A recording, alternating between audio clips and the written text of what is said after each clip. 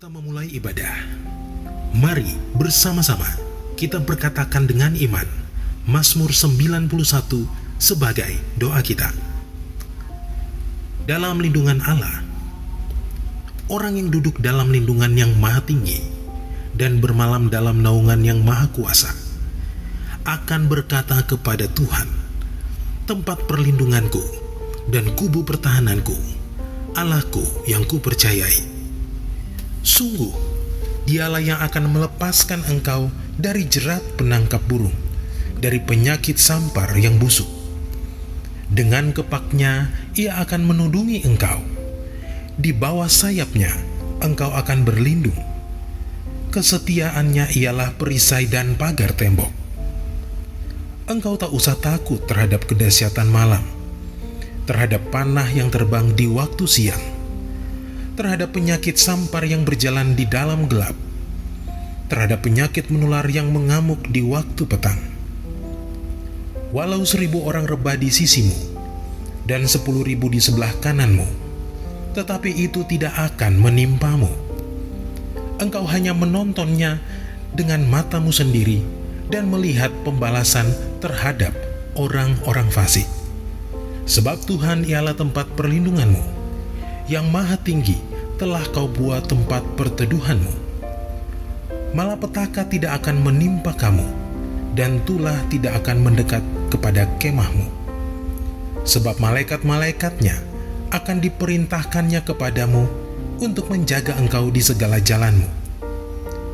Mereka akan menatang engkau di atas tangannya, supaya kakimu jangan terantuk kepada batu. Singa dan ular tedung akan kau langkahi. Engkau akan menginjak anak singa dan ular naga. Sungguh, hatinya melekat kepadaku, maka aku akan meluputkannya. Aku akan membentenginya, sebab ia mengenal namaku. Bila ia berseru kepadaku, aku akan menjawab. Aku akan menyertai dia dalam kesesakan. Aku akan meluputkannya dan memuliakannya.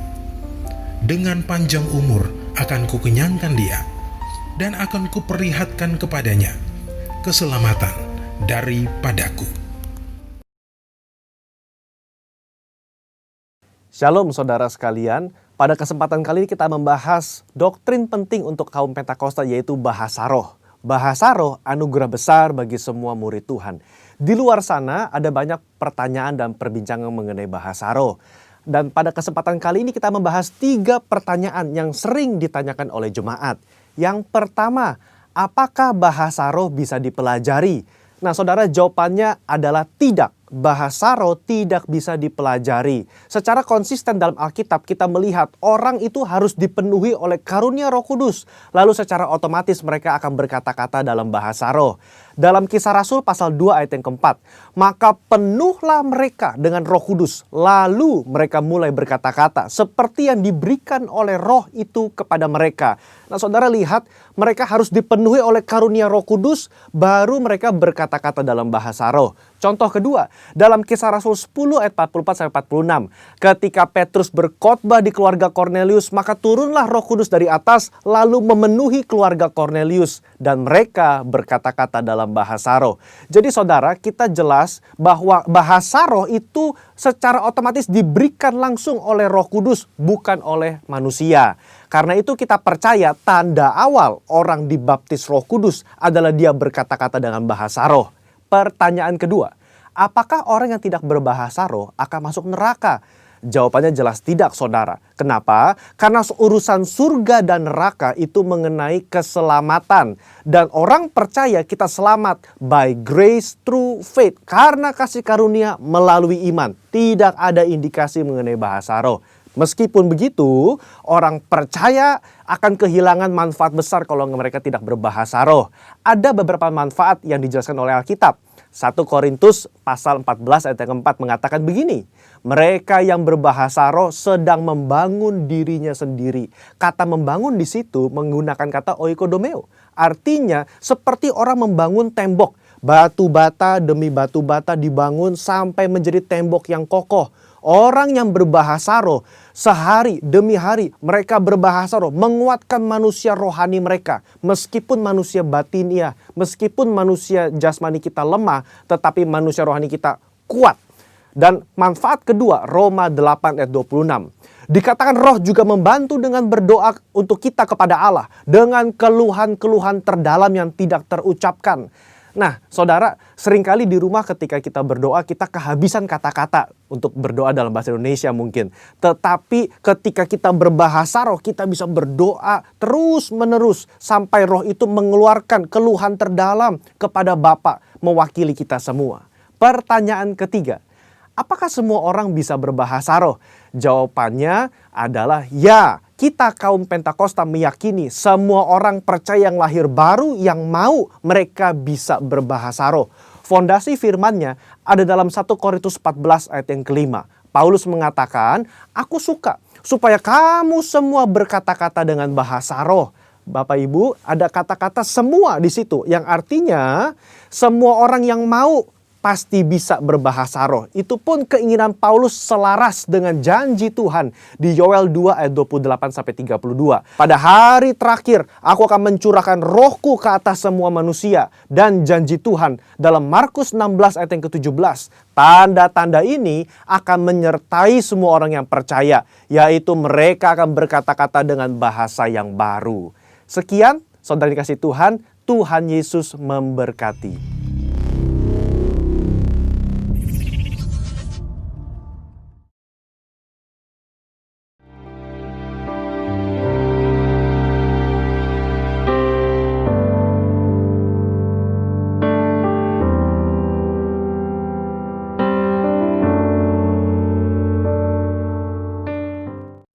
Shalom saudariku dimanapun berada. Saat ini biarlah sukacita yang luar biasa yang baru dari Tuhan Yesus kita. Pagi hari ini mari kita memuji memuliakan nama Tuhan. Sebab Tuhan Yesus baik dan kasih-Nya tiada berkesudahan. Sama-sama angkat suaramu. Yesus, Kau sungguh baik Tuhan. Ada berkesudahan, kasih setiamu Tuhan, selalu baru rahmat-Mu bagiku. Hari berganti hari, Hari berganti hari, tetap kulihat kasih-Mu, tak pernah berakhir di hidupku. katakan Tuhan Yesus baik. Tuhan Yesus baik, Yes. sungguh amat baik, untuk selama-lamanya. Tuhan Yesus baik, Tuhan Yesus baik, Amin. sungguh amat baik, Untuk selama-lamanya Tuhan Yesus baik. Amin. Katakan tiada berkesudahan. Ada berkesudahan,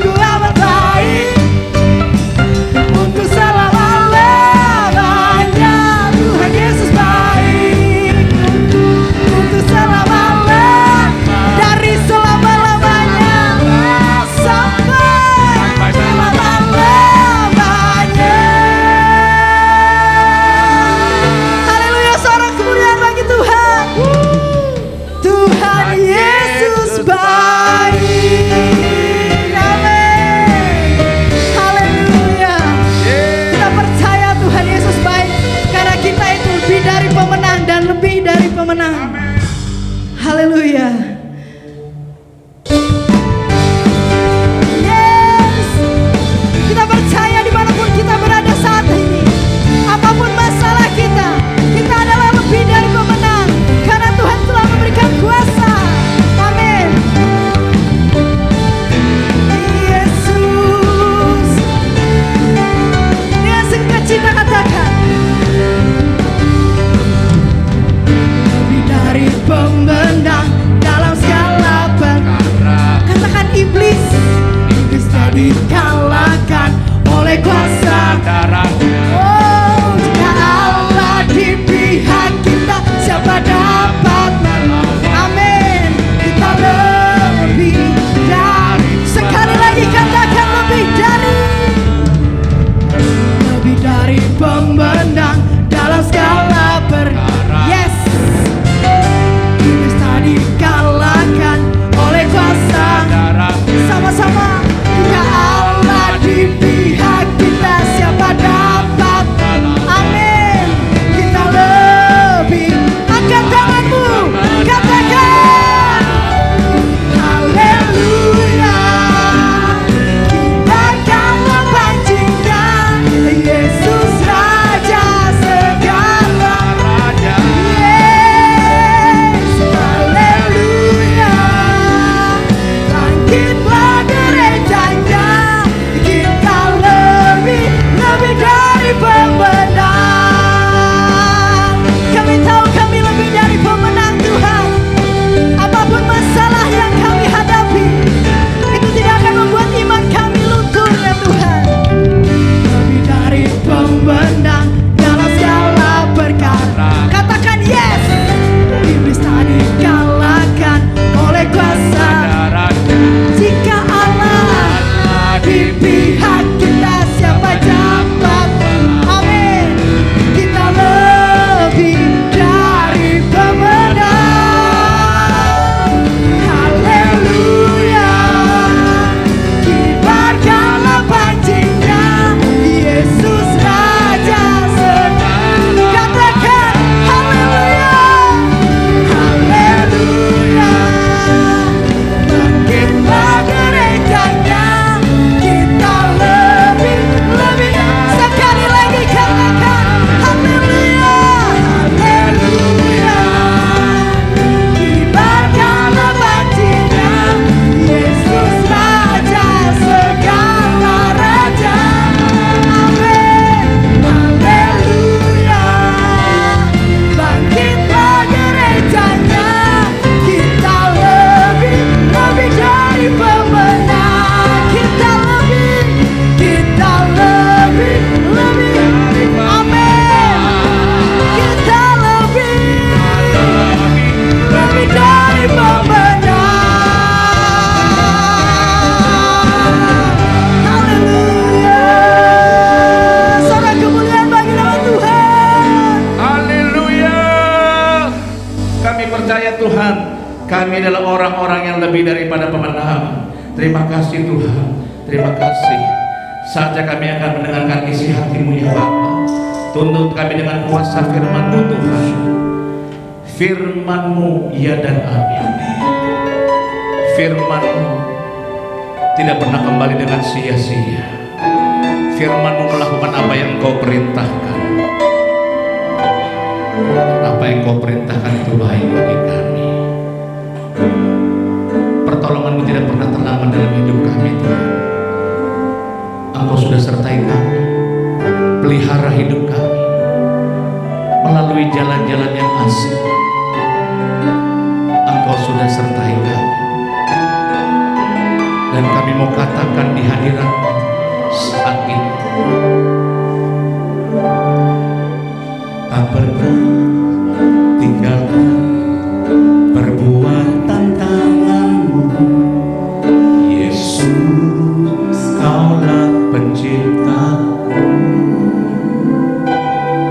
Sehelai rambutku jatuh, Engkau pun tahu.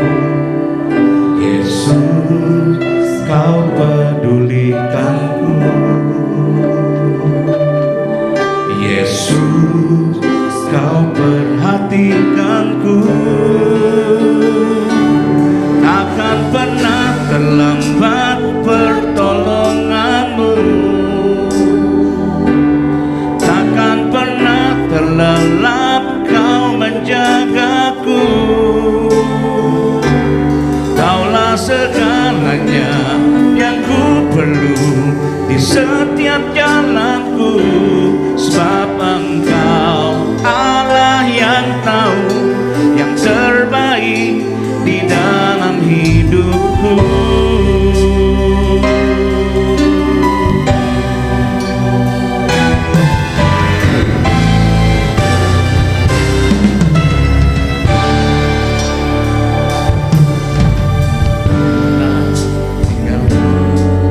Perbuatan tanganmu, Yesus, Kaulah penciptaku. Sehelai rambutku jatuh Engkau pun tahu, Yesus, Kau pedulikanku. Yesus, Kau perhatikanku, takkan pernah terlambat pertolonganmu, takkan pernah terlelap Kau menjagaku. Kaulah segalanya yang ku perlu di setiap jalanku, sebab Engkau Allah yang tahu yang terbaik di dalam hidupku. Takkan pernah terlambat pertolonganmu, takkan pernah terlelap Kau menjagaku. Kaulah segalanya yang ku perlu di setiap jalanku, sebab Engkau Allah yang tahu yang terbaik di dalam hidupku.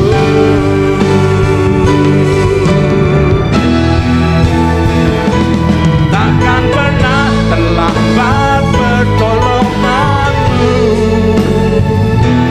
takkan pernah terlelap Kau menjagaku.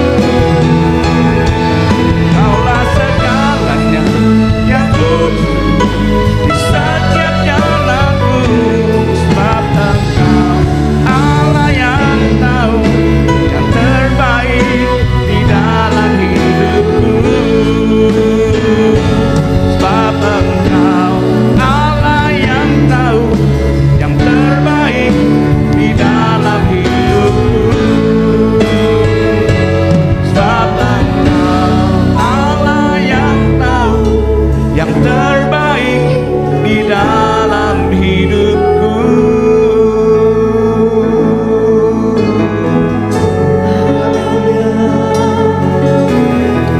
Haleluya. Haleluya. Engkau tahu isi hati kami Tuhan. Tidak ada yang tersembunyi di hadapan-Mu. Kami percaya Engkaulah Allah pertolongan kami. Tidak pernah terlambat pertolongan-Mu, selalu tepat dan indah pada waktunya. Engkau tahu yang terbaik buat kami. Engkau tahu yang terbaik bagi kami Tuhan. Terima kasih Bapa. Berbicaralah bagi kami saat ini. Kami siap mendengarkan isi hati-Mu. Di dalam nama Yesus. Amin.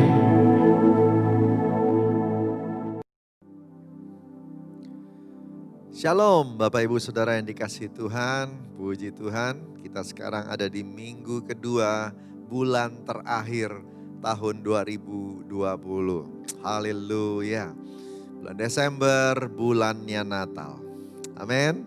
Kita sudah masuk dalam persiapan-persiapan untuk Natal dan kita semua sedang bersukacita mempersiapkannya. Tapi bulan ini juga bukan cuma bulan Natal, ini bulan terakhir dari sebuah tahun, dari sebuah era, dari sebuah musim. Apa yang dilakukan kalau kita sudah masuk dalam masa-masa terakhir dari sebuah momen? Evaluasi. kita harus mulai periksa hidup kita supaya dalam musim yang baru nanti tahun 2021 semuanya bisa lebih baik daripada tahun ini. Apapun yang terjadi, masih pandemi atau sudah pandemi sudah selesai, kita semua harus evaluasi. Amin. Nah, sebelum lanjut kita mau doa dulu ya. Kita berdoa minta Tuhan urapi supaya dalam ibadah online ini kita semua tetap dalam pimpinan Roh Kudus. Tuhan Yesus, kami bersuka cita kalau kami boleh diberi anugerah untuk sampai di minggu kedua bulan Desember 2020. Tuhan, urapi kami semua hamba-hambamu, urapi kami semua anak-anakmu, sehingga kami semua menerima firman.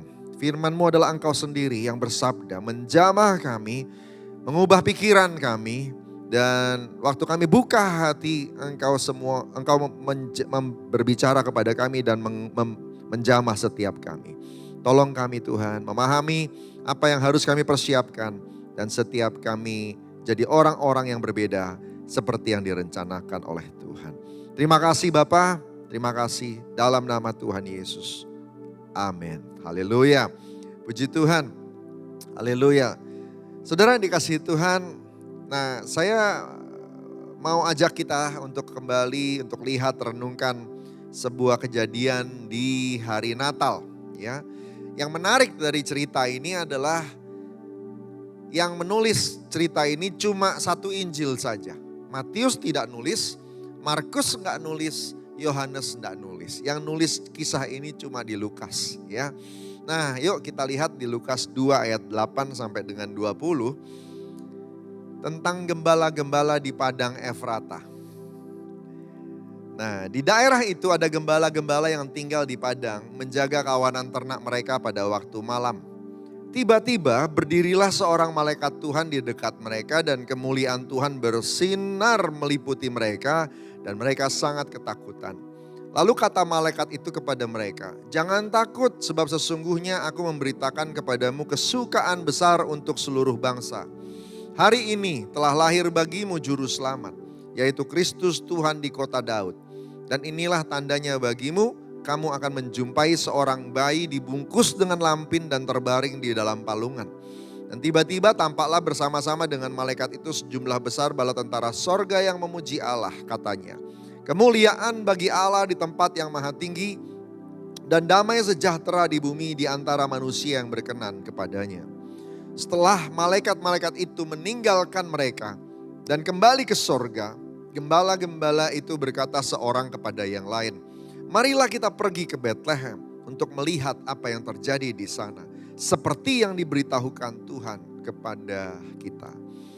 Lalu mereka cepat-cepat berangkat dan menjumpai Maria dan Yusuf dan bayi itu yang sedang berbaring dalam palungan. Dan ketika mereka melihatnya, mereka memberitahukan apa yang telah dikatakan kepada mereka tentang anak itu. Dan semua orang yang mendengarnya heran tentang apa yang dikatakan gembala-gembala itu kepada mereka. Tapi Maria menyimpan segala perkara itu dalam hatinya dan merenungkannya. Maka kembalilah gembala-gembala itu sambil memuji dan memuliakan Allah. Karena segala sesuatu yang mereka dengar dan mereka lihat semuanya sesuai dengan apa yang telah dikatakan kepada mereka. Haleluya. Saudara dikasih Tuhan, puji Tuhan.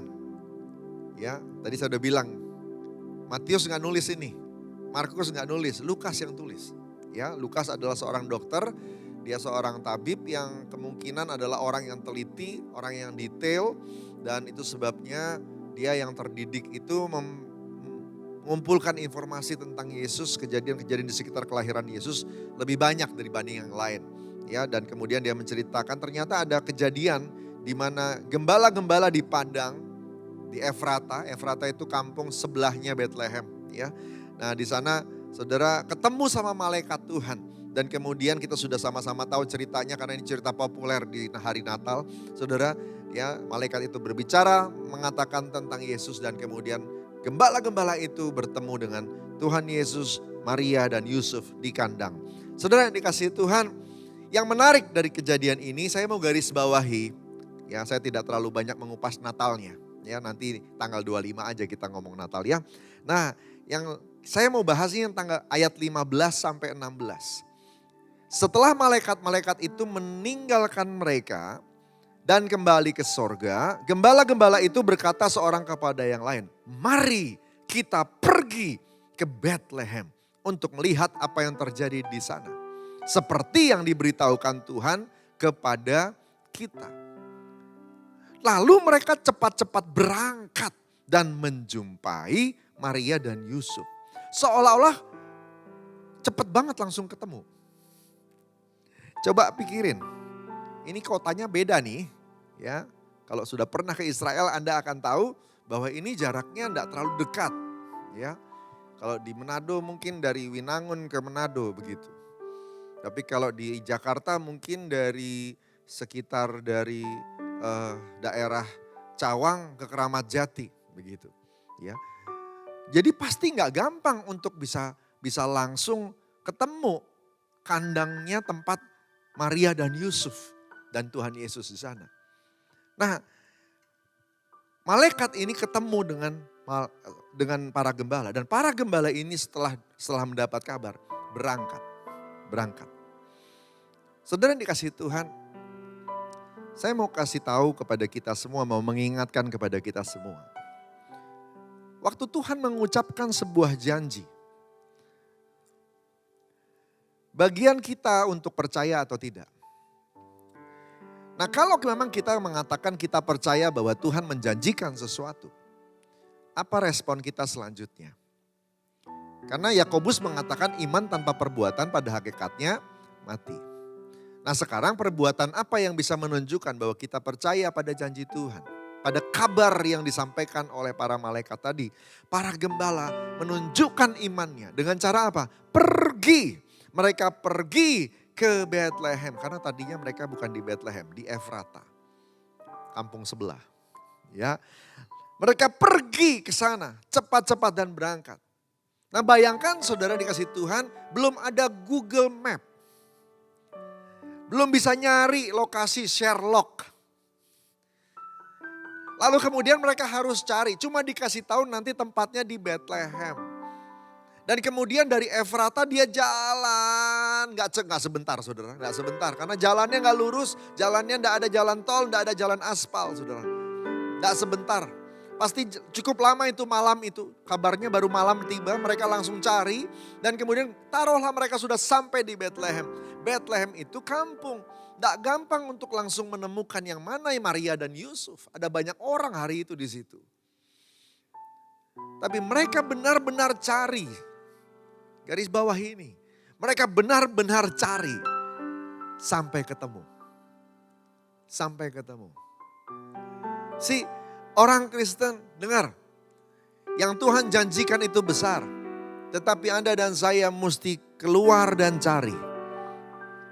Kita ngomong kita percaya akan diberi pekerjaan, tapi tidak pernah melamar pekerjaan, tidak pernah keluar dan cari. Kita ngomong bahwa kita akan diberkati tapi tidak pernah berusaha keluar dan cari. Kita ngomong bahwa kita percaya kita akan diberikan proyek sama Tuhan tapi kita nggak keluar dan cari. Gimana bisa dapat? Evaluasi yuk saudara, seberapa besar effort kita menggenapi janji Tuhan sepanjang 2020. Allah yang besar tidak mungkin janjinya kecil. Allah yang besar yang sayang sama anak-anaknya pasti akan kasih janji yang besar. Tuhan mau kasih besar. Tapi mari harus disambut juga dengan iman yang besar. Dan itu sebabnya kita mau evaluasi supaya 2021 lebih baik lagi dari 2020. Yang percaya katakan amin.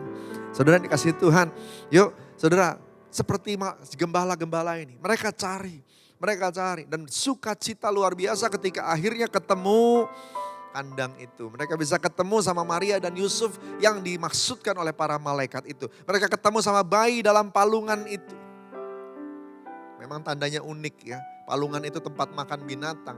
Ada bayi dalam palungan, mungkin gak gampang menemukannya. Ya, tapi begitu ketemu, udah pasti ini dia orangnya. Ya, saudara dikasih Tuhan, mereka pergi dan cari. Saya cari bahasa Yunaninya, bahasa aslinya kata pergi.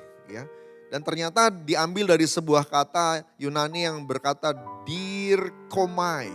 Dirkomai itu artinya gini, to go through, to pass through, to go, walk, and make a journey. Untuk menembus perjalanan yang menerobos. Untuk membuat sebuah perjalanan. Pass through a place. Melewati sebuah tempat. To travel the route which leads through a place. Berjalan, traveling. Menuju ke sebuah tempat. Go pass. Travel through a region. To go different places. To go abroad. To spread. Wow. Dari kata-kata ini gak ada satupun yang mengindikasikan bahwa kita pasif. Jadi waktu kita sekarang terhalang. Mari tetap cari cara. Kita dibatasi oleh COVID-19, setuju. Protokol harus digenapi, betul. Tapi bukan berarti diam dan nyerah. Lakukan sesuatu. Dari rumah lakukan sesuatu. Dari rumah upayakan sesuatu. Hanya keluar kalau protokol. Dan itu pun harus terencana, terpikirkan. Bukan asal-asalan. Supaya bisa dipertanggungjawabkan. Saudara kasih Tuhan, pergi. 2020 kita semua dikagetkan dengan keadaan. Dan kita semua belajar menyesuaikan diri. Tapi bukan berarti habis itu kita kaku, diem dan hanya nunggu mujizat saja. Saudara dikasih Tuhan, mujizat itu ada dua. Mujizat bagiannya Tuhan dan satu lagi Anda yang jadi mujizat sehingga kesaksian itu nanti jadi memuliakan nama Tuhan. Ya, nah saudara dikasih Tuhan, nah kita mau yang mana nih? Ya, kalau bisa dua-duanya ya, jangan cuma salah satu. Nah ini yang saya mau sampaikan, para gembala itu bergerak. Ya, bergerak dengan upaya maksudnya. Dalam segala upayanya kita semua bisa melihat janji Tuhan digenapi. Bisa melihat janji Tuhan digenapi. Tuhan janji ada penuaian besar di masa-masa ini. Amin, saudara. Dan saya mendengar banyak kesaksian di Jakarta, di Manado, dan juga bahkan di Banggai. Saudara, tempat pelayanan kita sama-sama. Saudara dikasih Tuhan. Dalam masa-masa pandemi ini, baptisan tetap panen, saudara. Kita tetap membaptis jiwa-jiwa, kita tetap menuai jiwa-jiwa yang dikasih yang Tuhan jamah dan Tuhan buat mereka bertobat. Yang dikasih sama Tuhan ke kita. Saudara kasih Tuhan. Jadi kita gak diem juga. Ada yang kita terus kerjakan. Ada yang terus kita kerjakan. Kita berupaya lewat Zoom, bikin ibadah online. Apa aja, gak diem. Gak diem. Usaha apa yang bisa kita lakukan, kita lakukan. Dan saya lihat beberapa orang mulai bikin usaha bisnis, jualan online dan sebagainya. Go, God bless you. Tuhan memberkatimu. Berkat Tuhan akan membuat engkau berhasil. Jangan takut. Ada yang punya berkat dengan hikmat, dengan keterampilan, membuat diklat-diklat lewat Zoom, webinar-webinar. Go. Produktif, lakukan sesuatu. Kalau tidak bisa mengajar, ambil waktu untuk belajar. Jadi waktu gak ada yang terbuang. Kita melakukan sesuatu. Diskomai. Ya. Direkomai. Ya. Go through, pass through, terobos ke depan. Sampai para gembala itu dari Efrata bisa nembus ke Bethlehem dan ketemu sama kandang tempat Tuhan Yesus berada. Haleluya, haleluya. Mengiringmu seumur hidupku, masuk dalam rencanamu Bapa, pikiranku, kehendakku, ku serahkan padamu, harapanku hanya di dalam-Mu. Ku kan teguh bersama-Mu Tuhan, jadikan ku bejanamu untuk kemuliaan-Mu, mengiringmu seumur hidupku. Masuk dalam rencana-Mu, dalam rencana-Mu Bapa, pikiranku, kehendakku serahkan, ku serahkan padamu. Harapanku hanya di dalam-Mu, ku kan teguh bersama-Mu Tuhan. Jadikan ku bejana-Mu untuk kemuliaan-Mu. Amin, saudara. Saudara kasih Tuhan, jalan, terobos dengan kondisi yang beda. Tetap bisa. Saya percaya, ya nerobos sebelum masa pandemi sama nerobos pas lagi masa pandemi pasti beda cara nerobosnya. Itu yang maksud saya. Belajar, cari tahu, sesuaikan diri. Pencobaan-pencobaan yang kamu alami adalah pencobaan biasa. Tidak akan melampaui kemampuan manusia. Karena Allah kita setia. 1 Korintus 10 ayat 13. Kalau Tuhan mengizinkan engkau dicobai, Dia sudah siapkan jalan keluarnya. Amin. Saudara kasih Tuhan, ini luar biasa. Ayo evaluasi hidup kita. Ini udah bulan Desember ya, bulan ke-12. Merenungkan tentang diri Komai tadi, saya jadi ingat sebuah cerita di kitab Wahyu. Wahyu 3 ayat 14 sampai dengan 22, ada cerita tentang jemaat di Laodikia ditegur sama Tuhan karena suam-suam kuku. Pekerjaannya tidak dingin, tidak panas. Alangkah baiknya jika engkau dingin atau panas. Ya, karena engkau berkata, aku kaya dan aku telah memperkaya diriku, aku tidak kekurangan apa-apa, dan karena engkau tidak tahu bahwa engkau tuh sebenarnya melarat dan malang, miskin, buta dan telanjang. Wow, luar biasa. Ya, mereka dalam keadaan bermasalah tapi mereka tidak sadar. Ya, mereka pikir mereka fine aja, ya. Memang ini yang paling susah, Saudara. Ya, saya sering bilang sama pengerja-pengerja, sesusah-susahnya nolong orang susah, paling susah nolong orang yang gak sadar kalau susah. Ya, susah-susahnya nolong orang susah, paling susah kalau nolongin orang yang dianya sendiri gak sadar kalau dia susah. Gitu ya, Saudara yang dikasih Tuhan. Nah, Saudara ini jemaat Laodikia nih ya. Nah, lalu apa jalan keluar yang diberikan Tuhan? Ayat 18, Wahyu 3. Maka aku menasehatkan engkau supaya engkau membeli daripadaku emas yang telah dimurnikan dalam api, agar engkau menjadi kaya, dan juga pakaian putih supaya engkau memakainya, agar jangan kelihatan ketelanjanganmu yang memalukan, dan lagi minyak yang melumas matamu supaya engkau dapat melihat.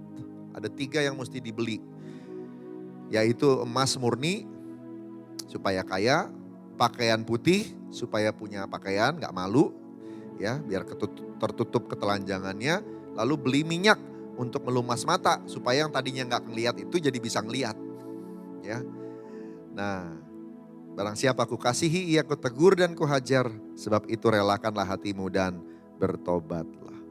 Saya jadi ingat cerita ini tentang kejadian para gembala yang bergerak tadi, ya. Karena waktu saya selidiki kata membeli di sana itu punya arti agorazo. Agorazo itu punya arti 3.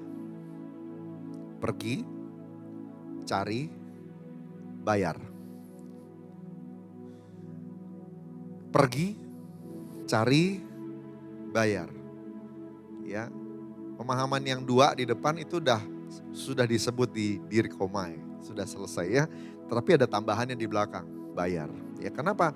Karena membeli di dalam pengalaman orang yang hidup di zaman itu memang gak kayak sekarang.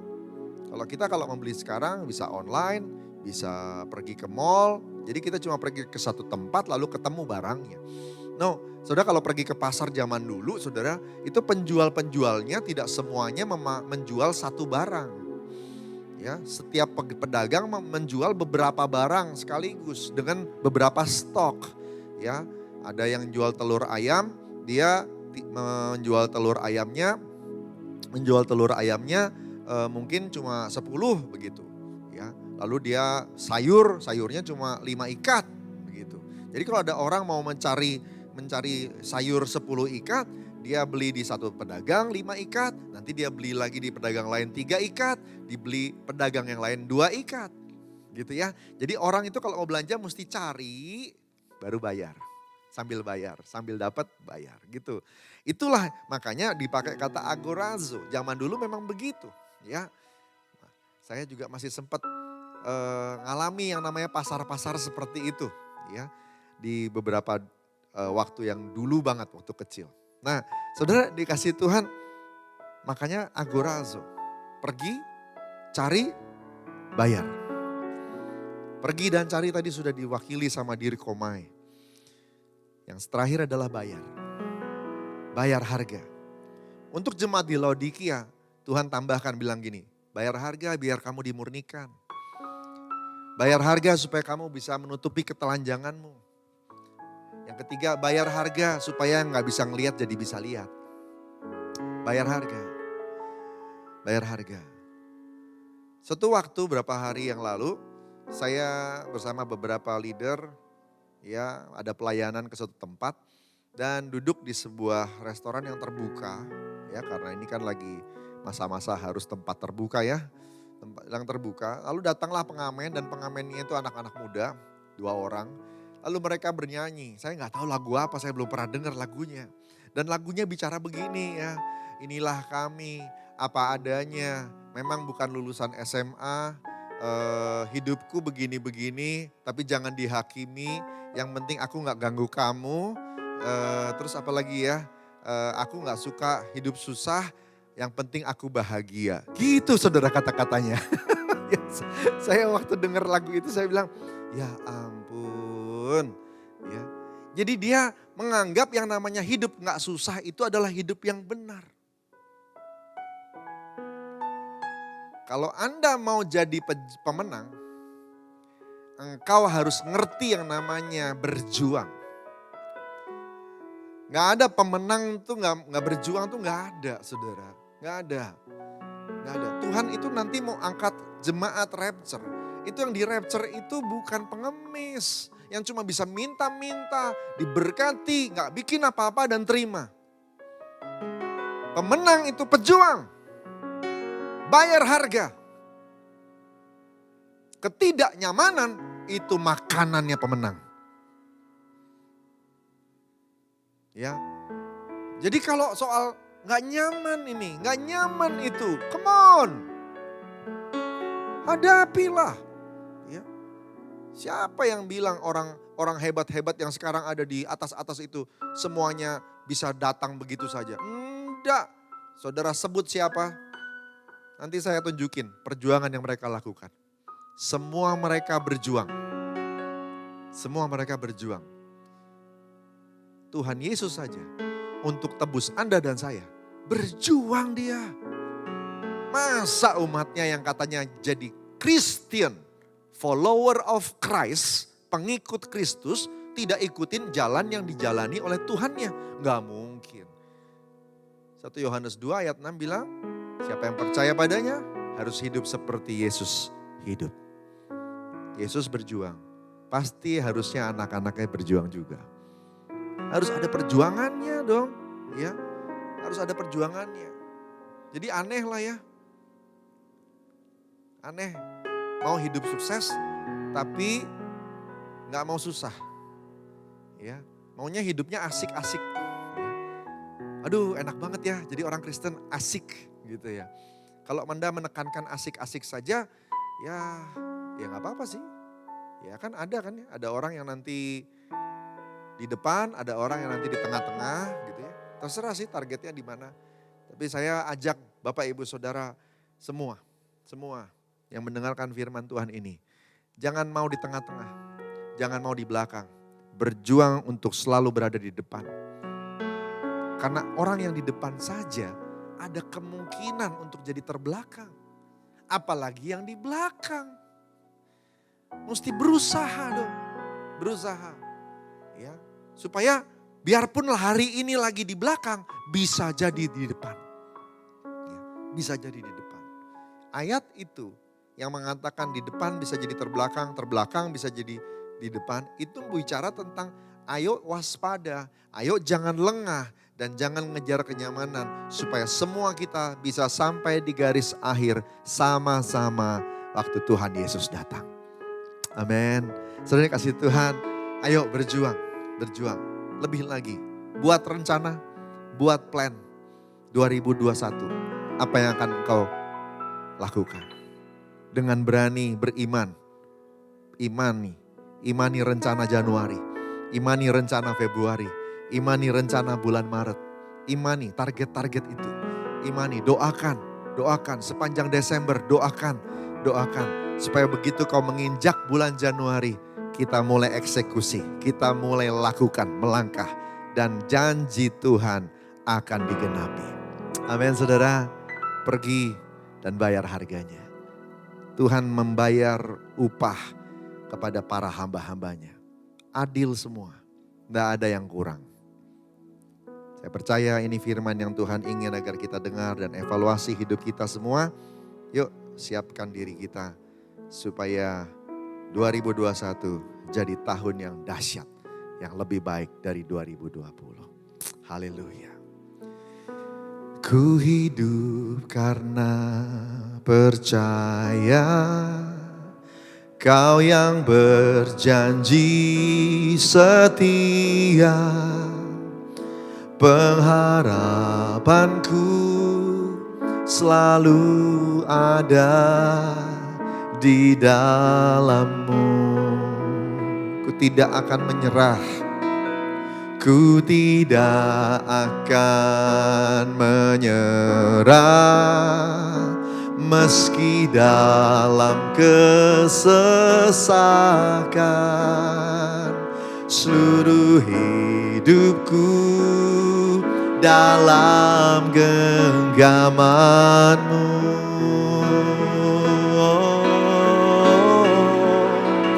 Aku punya Tuhan yang besar, yang telah berjanji dan sanggup menggenapi. Imanku bersepakat percaya kuasa-Nya. Ku terima sekarang kemenangan dari-Mu. Aku punya Tuhan yang besar, yang telah berjanji dan sanggup menggenapi. Imanku bersepakat percaya kuasa-Nya. Ku terima sekarang kemenangan dari-Mu. Imanku bersepakat percaya kuasa-Nya.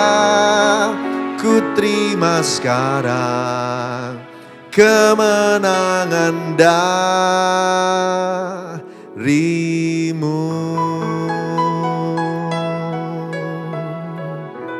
Mari buka hati sama-sama. Tuhan, aku berdoa berkati anak-anak-Mu semua. Kami punya Tuhan yang besar, yang membawa dan mengawal kami mengakhiri 2020 ini. Sampai di bulan terakhir, masih sekian minggu lagi kami akan selesaikan tahun ini. Tapi biar waktu yang sisa ini kami pakai untuk siap-siap. 2021 kami semua siap berlari lagi dipimpin sama Tuhan. Urapi kami, urapi anak-anak-Mu semua. Di rumah-rumah dimanapun berada, Tuhan berkati. Sembuhkan yang sakit, sembuhkan dalam nama Yesus Tuhan. Sembuhkan supaya kuat nanti berlari dipimpin sama Tuhan di tahun berikutnya. Tuhan pulihkan keluarga-keluarga supaya tidak ada waktu terbuang untuk bergumul dengan hal-hal yang sebenarnya tidak perlu. Karena kami percaya di depan sana ada banyak janji Tuhan akan digenapi. Keluarga akan dipulihkan. Kami terus berdoa juga Tuhan, pemulihan di keuangan. Pemulihan Tuhan di pekerjaan, di karir kami. Berkati semuanya dalam nama Yesus Tuhan. Campur tangan Tuhan, campur tangan. Biar yang sekolah akan sekolah dengan sukses. Yang kerja akan kerja dengan sukses. Karena kesuksesan mereka akan jadi kesaksian untuk memuliakan nama Tuhan. Makasih Bapak. Terima kasih Tuhan. Makasih. Aku berdoa yang putus sekolah akan lanjut lagi. Dan semuanya Tuhan untuk kemuliaan nama Tuhan. Berkati Tuhan. Terima kasih Tuhan Yesus. Terima kasih. Terima kasih. Firman ini sudah bicara dan biarlah tertanam di hati kami semua. Tidak ada yang kembali dengan sia-sia. Meteraikan dalam diri kami semua. Kami sudah diberkati. Dalam nama Tuhan Yesus. Haleluya. Amin. Haleluya. Tuhan berkati. Kita akan menerima doa berkat. Mari angkat hati kita sama-sama. Buka hati. Terima berkat dari Tuhan. Terimalah berkat berlimpah-limpah dari Allah Bapa di surga. Kasih karunia yang setia dari Tuhan Yesus Kristus. Persekutuan manis dengan Roh Kudus menyertai kita semua. Dari hari ini sampai Maranatha. Sampai selama-lamanya. Yang diberkati Tuhan sama-sama katakan amin. Tuhan berkati, selamat hari Minggu.